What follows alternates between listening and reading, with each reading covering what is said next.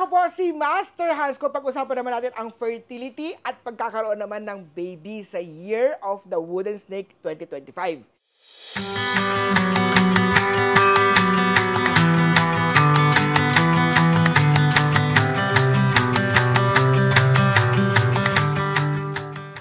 Ang 2025 Year of the Wooden Snake, okay ba o swerte ba ang magkaroon ng baby? Of course, kapag nakapag-decide na mag-partner, mag-asawa na magkaroon ng baby, alam nyo ba, bawat baby ay bawat blessing. Make sure lang syempre, nang mag-partner, mag-asawa ay ready na sila at both of them ay sang-ayon at excited na mag-bless ng baby this Year of the Wooden Snake. Maraming aspect to be taken account of in the following.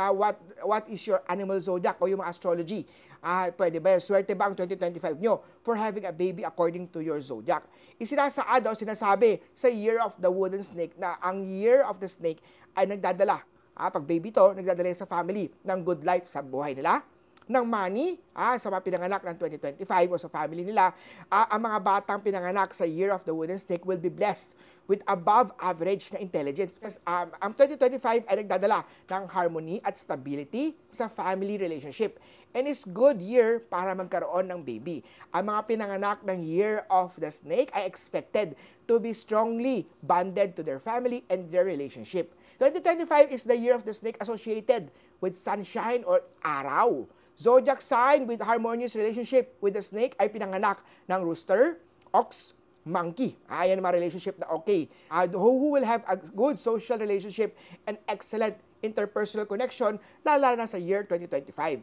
Kaya kung isa ka dito sa mga sign na to, magiging compatible sa inyo ang anak o magiging anak nyo po kay Year of the Snake, Wood Snake 2025. Snake child ay matutuwa sa mga educational na motivation ng kanyang mga parents. Maaari pa itong lumaki ng genius or more inclined sa talents or mga sports, sa artsman or sa politics dahil well-supported siya ng compatible na mga parents. Kung ang parents po ay pinanganak ng Year of the Tiger, ng Pig, or may siblings o may kapatid siya na Year of the Pig, Year of the Tiger, ang snake baby ay medyo daring o medyo kalaban o medyo hindi swerte sa kanila dahil ito po ay nagdadala ng conflict o clashing sign. Pero still, kung Year of the Pig ka pa rin, at talaga may baby ka na Year of the Snake, magpa-function ng bahay, syempre, baby bawat baby ay blessing pa din. Magiging makulit po at medyo pilyo o difficult to control o may lagi kayo nag-aaway, lagi kayo nag-conflict kung may conflict sign ang inyong baby niyo po. Gentle correction is advised at huwag sisigawan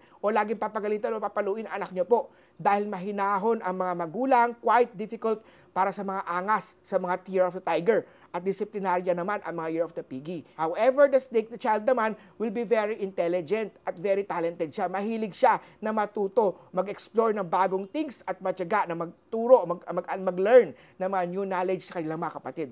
Hayaan lamang sila na maging independent kapag nasa tamang edad na sila. Sa ibang zodiac naman, tolerable naman at ang naughtiness o medyo magiging pilyo ng Year of the Snake na baby. Huwag niyong bubungangaan o aawain o papagalitan lagi ang mga snake baby niyo po. Kailangan bigyan sila ng suporta sa mga hobbies, lalo na sa mga hilig nila. Hayaan mo maging bata ang mga kids niyo. Minsan, maging magastos at magiging makapritso. May kapritsohan o may kalokohan ang mga Year of the Snake child. So, kailangan natin na wag din silang maging mas spoiled. Paano ba hindi mas spoiled ang mga anak nyo po? Make sure nyo lang yung tamang love.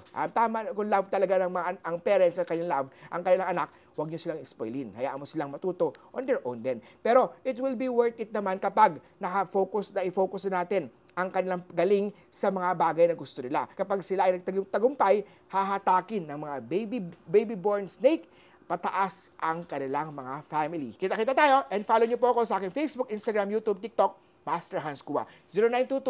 0922-829-0382.